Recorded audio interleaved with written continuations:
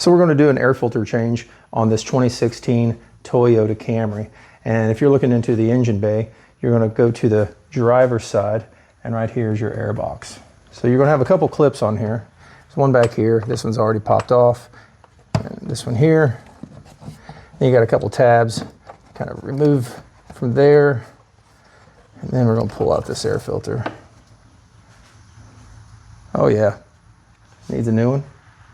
Here's the one we got. And if you don't like that style, you can, or that one, you can always order a different one. So, but this is the one we have. Comes in plastic.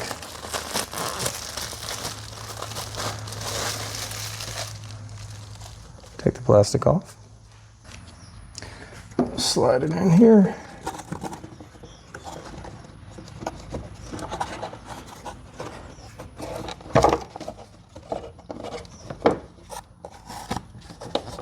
Get your tabs back in.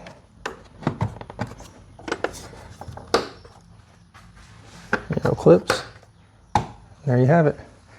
And that's it for changing your air filter for your Toyota. Hope that helps. Don't forget to like and subscribe. Thanks for watching.